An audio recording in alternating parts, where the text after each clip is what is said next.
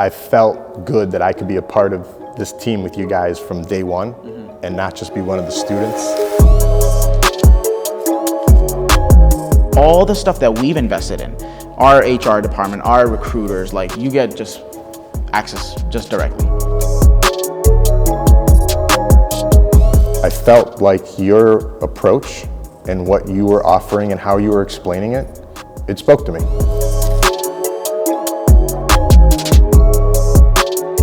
I'm putting this out there because my intention is to give you results in advance. I'm giving you this because to show that we are the real deal, we're really good at what we do, to establish that trust, and if you like us, then we could work together. Just hire my team. You don't have to waste 2, 3, 4 years of your time, spend hundreds of thousands of dollars, and the headache of it may be working, but over here you can just leverage our team.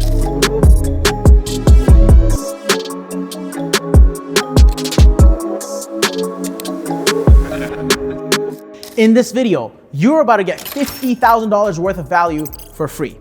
That's what one of our VIP CEO clients, Adam, paid us to spend a single day here with us to learn how to launch his own wildly profitable digital marketing agency the new way, using our $1 million agency system.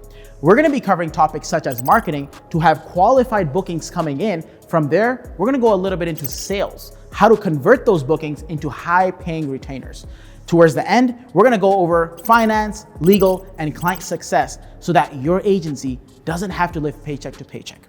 So, without further ado, let's go ahead and have Adam introduce himself and most importantly, explain why he chose to spend $50,000 to have us launch his own wildly profitable digital marketing agency completely done for him using our exclusive 8-figure team.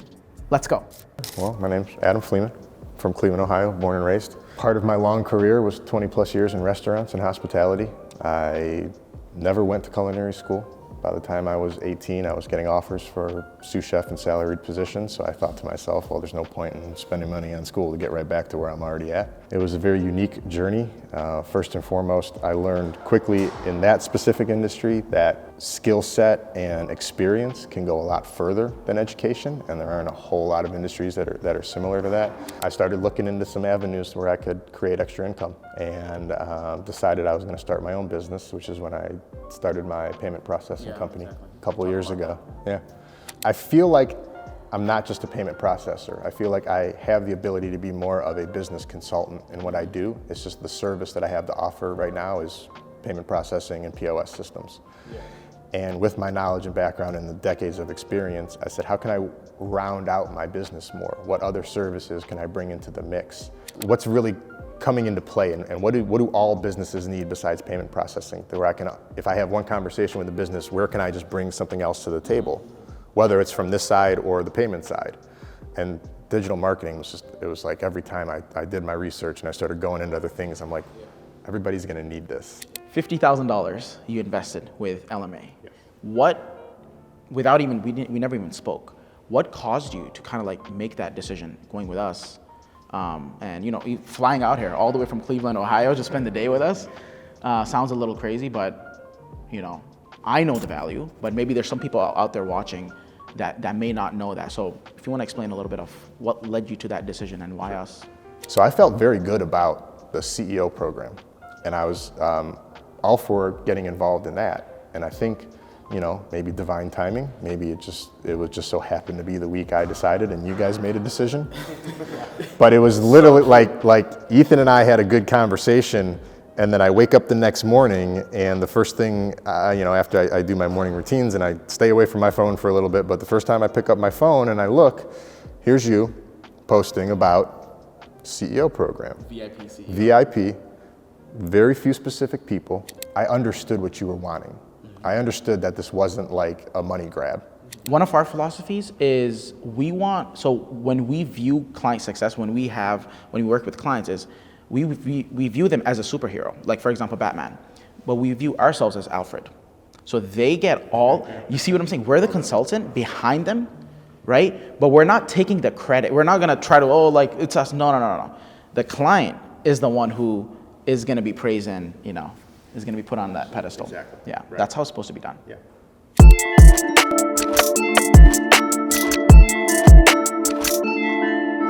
The idea of marketing is We don't want just random people coming in. It's truly about optimizing for CPA, right? Cost per acquisition. So a lot of people in the industry, they'll be like, oh, I'll generate you 1,000 leads, 10,000. We're like, dude, I'd rather have one lead if that person can buy it. Exactly. You know what I mean? At the end of the day, it's money in, money out. That's pure business.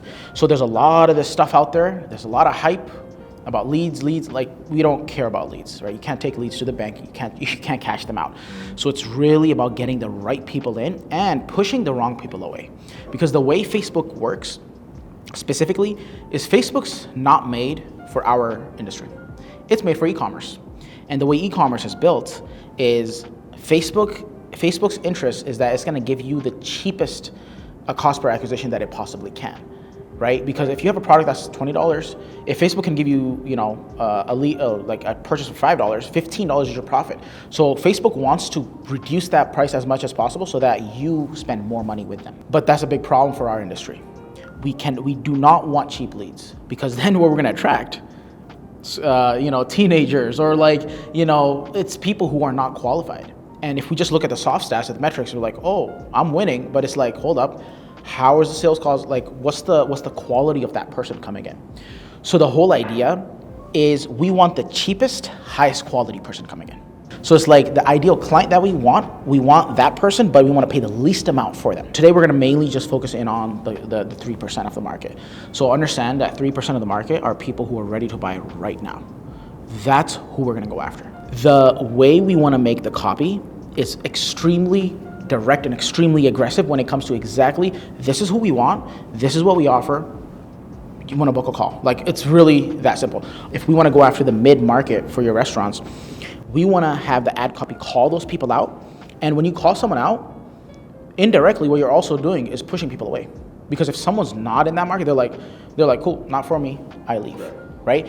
And remember, we were talking about Facebook is a platform for e-commerce. If we start getting people who are not good fits, Facebook's like, oh, I'm doing a great job. Right? Facebook doesn't know. They don't know what's happening on the back end. They don't know how we're collecting the cash, how we're collecting the money. So they're like, oh, this guy's getting leads, keep sending him more leads. But if the leads aren't the right ones, now we're stuck in the algorithm. Now what do? Now we have to pause this, restart. It's a lot of headache and a lot of unknowns. It's like, what's happening? Right, so when we realize, when we put up an ad, the first most important thing is trying to see what the quality of that lead is, the quality of the call, and ultimately the quality of the client.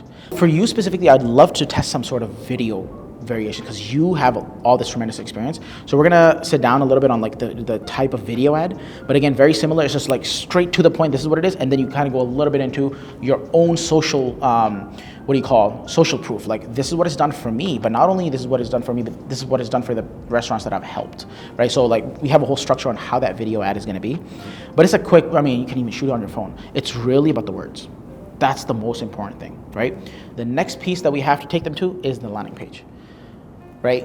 So the landing page that's where you're gonna have a headline on top, and you're gonna have a VSL. A VSL is a video sales letter. Quick, small, nothing crazy. Very, very direct video. You probably saw mine. Maybe you don't remember. I'm not sure. But it was, this is our offer to you. I don't even go into my name until after 20, 30 seconds, right? People are like, oh, my name is, no one's interested. No one cares. What is it for me, right? As a client, you only care. At the end of the day, we're all humans, right? So it's all right, let's make it for the client. Let's make it for the person, right? So spotlight's on the client always. We want them to consume the VSL. That's why it's only 2 minutes, very direct. It's and then at the end, it's it could be some case studies, social proof. So yeah, that's the idea, VSL. And then the landing page is just an elaboration on the VSL in words. There's two types of people, right? Some people like videos, some people like to read. So we want to just basically hit both sides of the brain, just elaborate a little bit on the landing page. This is exactly what it is. Just, doing the VSL. And yeah, from there, they book in a call, right? So that's the structure from the front end all the way until someone books in a call. A lot of numbers, a lot of metrics. Yeah. But you don't have to worry. Again, the team will send over reports, and they're also reviewing the numbers themselves. They'll come up with decisions. Zarar will also review the numbers as well, typically, if he's able to. Yeah, and by the way, this stuff, not only did we try to figure this out on our own, we've paid heavy money on each specific piece. Everything we're going after, so offer creation, I was actually trying to get them to join us for dinner today. They had plans though. So they're the ones who helped with the offer, our specific offer. Then we paid people for Facebook ads. Like each of these, multiple 5 figures that we spent on our own development. And we're trying to cram this all in one day. Right, for you guys to kind of show like this is what it takes to really run a business. But again, just like Christian said, this is our job. Like we're responsible for running these things, but it's your job to know what's happening. You're the CEO, rather than, you know, because jumping to conclusions, people are just like, oh, it's not working, right? These are the metrics. What exactly is not, right? We don't leave anything to chance.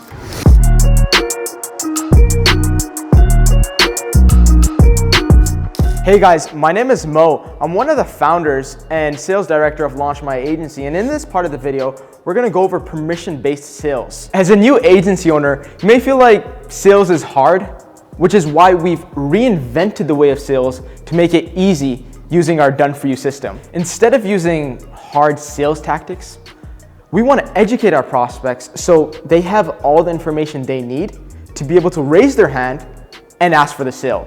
So let's do this. Let's go over to the whiteboard and let me show you exactly what I mean.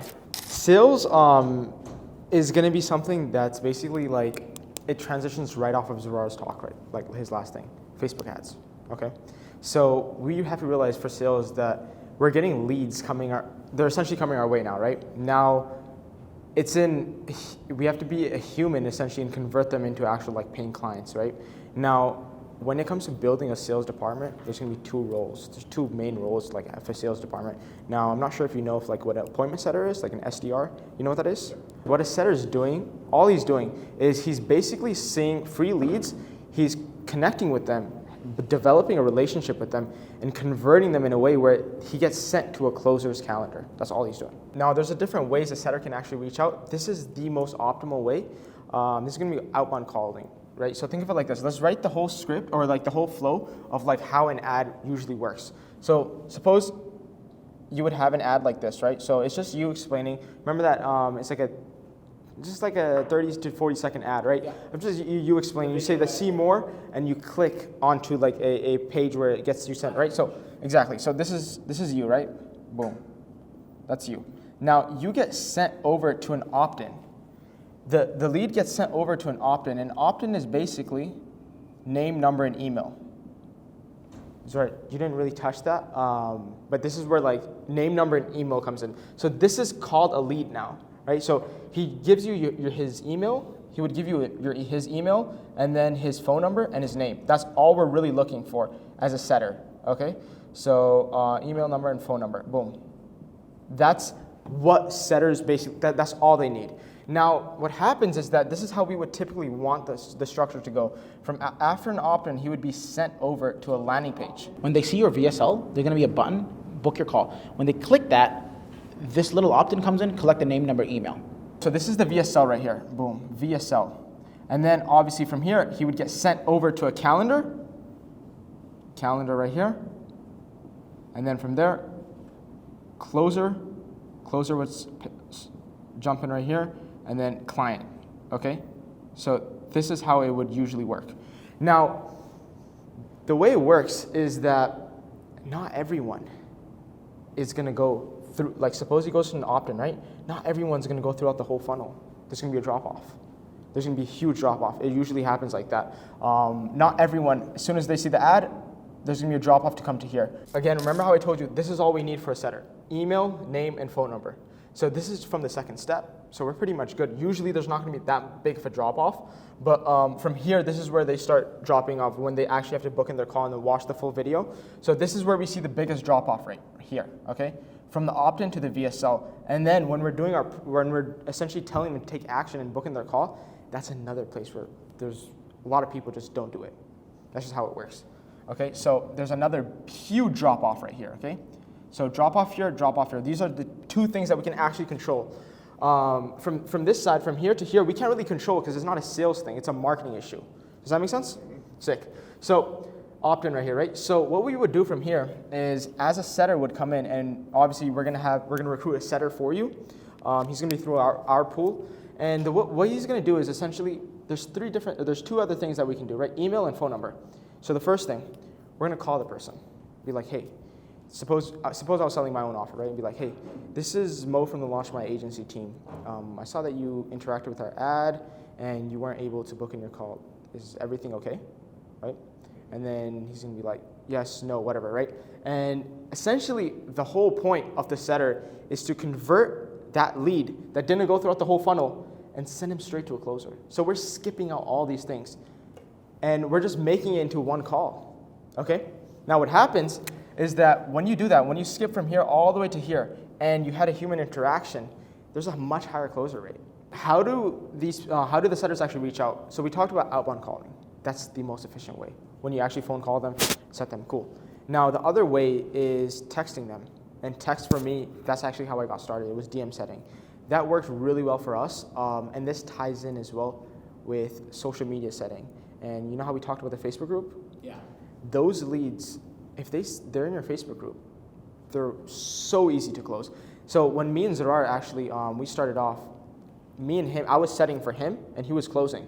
And the way we worked, remember when we did the 1,800 in ad spend, 92 grand, it was just Facebook group model. The same thing we were talking about earlier. So instead of the only difference, and by the way, here's another thing. Here's another little ninja trick that we can do, especially if we're like limited a little bit on the budget for ads.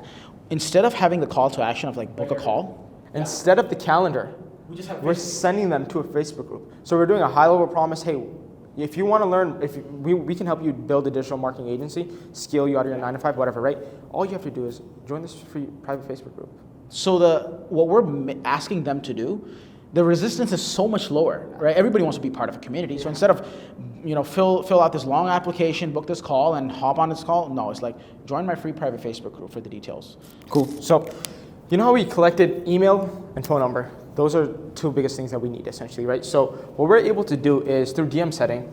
Now, since we do have his name, we're literally able to go to his Instagram, social media, search him up.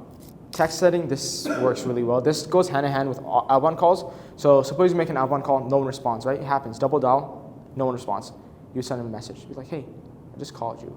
Or, hey, this is Mo from the Launch My Agency team. I saw that you opted into our ad and you wanted us to reach out to you. Is it cool if I ask you like a few questions, see where you're at and see if we can even help you, right? And usually people respond to that and then you kind of qualify them, see if they're a good fit and then send them off to a closer. But that's typically what we do. And then emails is usually just for figuring out if the person wants to have a conversation. Back in like maybe 2014-ish or so, you could just ride along, what we call, this is an appointment funnel model, right? You get people, book an appointment, cool. But a lot of people are doing it now. And again, market is getting more and more sophisticated. So right now, the setting is such a crucial role. And most people just overlook it because it's actually hard to build a team, a setting team. There's a lot of work that goes into it. Most people, what they do is they focus more on closing, right? So if they have a closer, they're just putting all their time into the closer.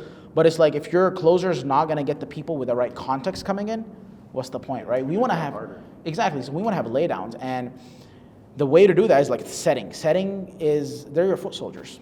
So remember how you said the dishwashers in your business? That's a setter. Without them, you don't really have a business.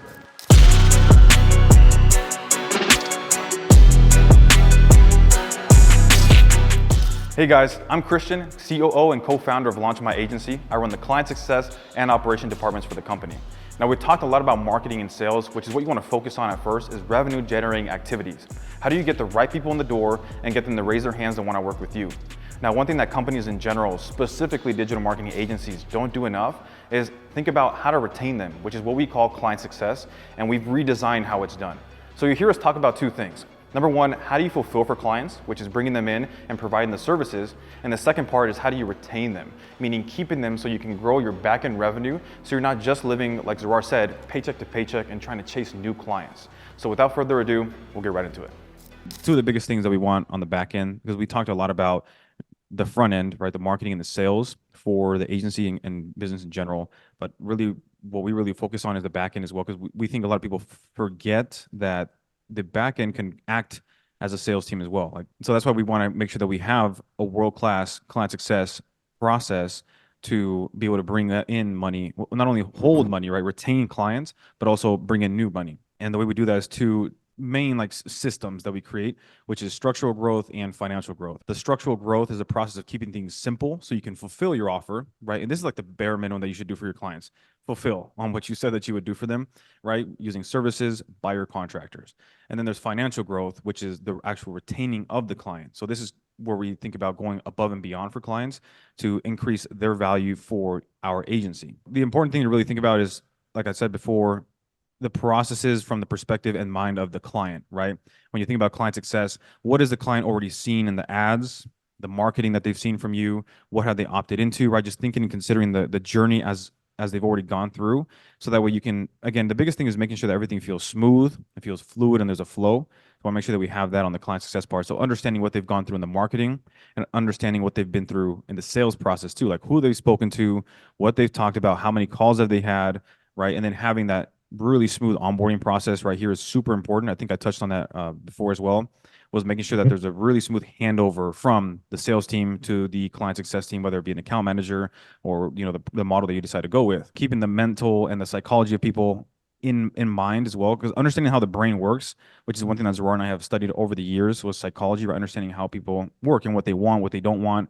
And that's how we came up with the account manager. Well, that's why we chose the account manager model, which I know we talked about. Is either you have an account manager or you don't. And there's pros and cons for both. Like if you don't have an account manager, a pro is the communication in theory is faster because the client can speak to whoever it is that's fulfilling or doing the services, the media buyer or the specialist directly. So if they ask a question, they can get the answer pretty quickly and they're getting it directly from the source. However, then you're taking, like we talked about, you're taking the focus away from their actual craft and what they should be focusing on. So now they're playing account manager and fulfillment person. So now they're like half and half, so they can't really focus, right? I think it's really important with you is you understand the restaurant owner at a very deep mental level. Like, again, like we talked about before, it's like they're big dogs. Like they want to have control. They're the owners. And so they have that kind of pride in themselves, which is not a bad thing.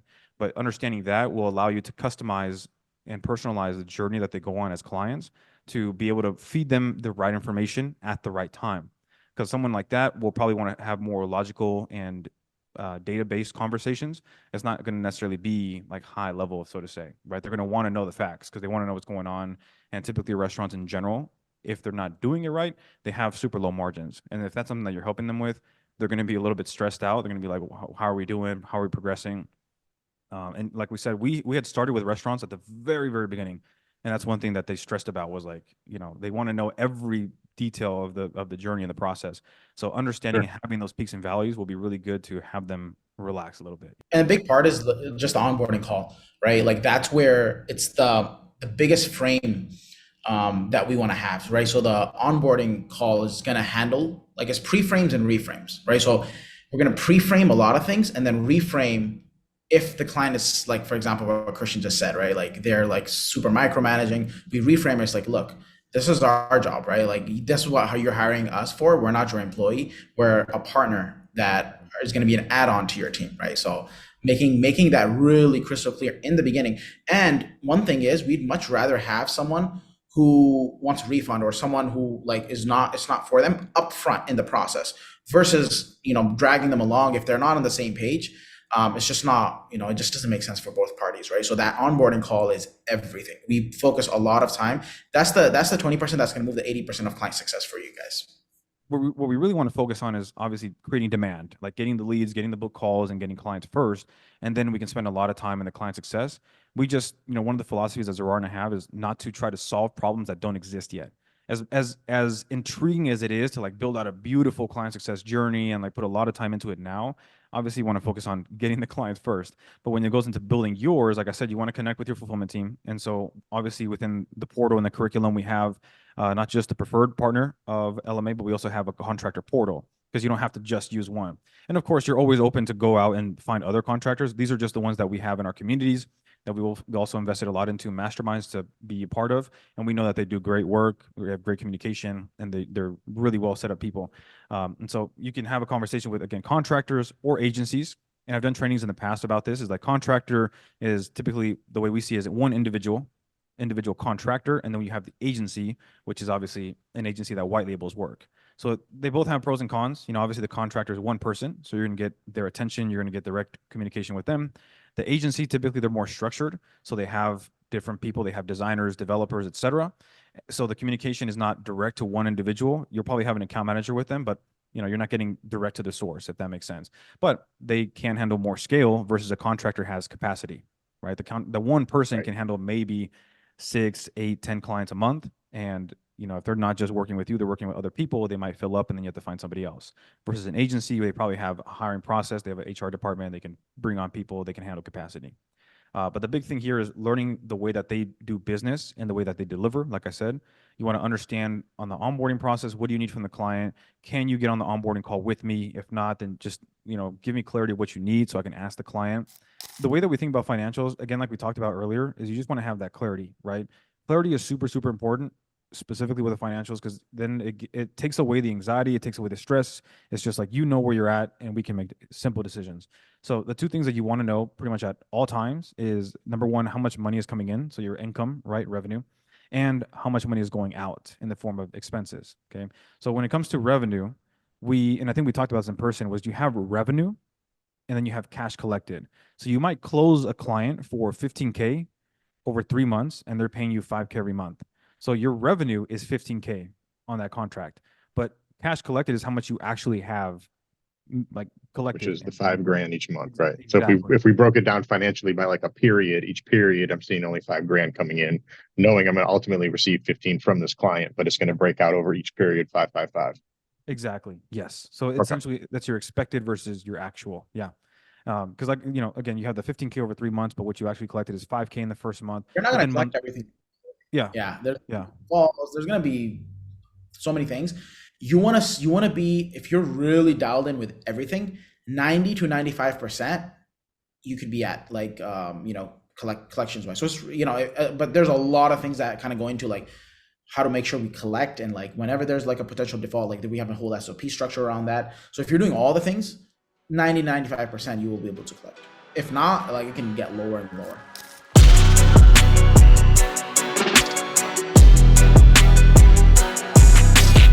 My experience today has been nothing short of amazing. The attention to detail and the wealth of knowledge that Zarar and Mo and Christian brought to the table today, and I can already sense and feel what they're going to be bringing to my agency, is second to none. They embody everything they say. They are who they are. There is no fluff, there is nothing extra. They present themselves as they present to each and every one of you. And I am honored and privileged to be a part of what's soon to be a great team and building a new agency with me and my team. Everybody's different and everybody needs to feel comfortable in the decisions they make. But when it came to launch my agency, and after doing my own research and having other conversations with similar programs and instructors, it was very clear that they have done this, they've built their own agencies, and that they are bringing their knowledge and their passion into your agency. So when you work with Zarar and the team at Launch My Agency, you're going to get everything they're telling you, and then you're probably going to be blown away by what else comes with them. So we hope you got a tremendous amount of value from today's video. As you saw, Mo covered sales, Christian went into client success, and I personally covered marketing. But if you'd like to fast track your way to the top by launching your own wildly profitable digital marketing agency, then go ahead and click the subscribe button and also the bell notification icon so that you are the first one to see when we post next time. We're going to be posting a lot more content for you specifically, so I hope to see you soon in a future video. Take care.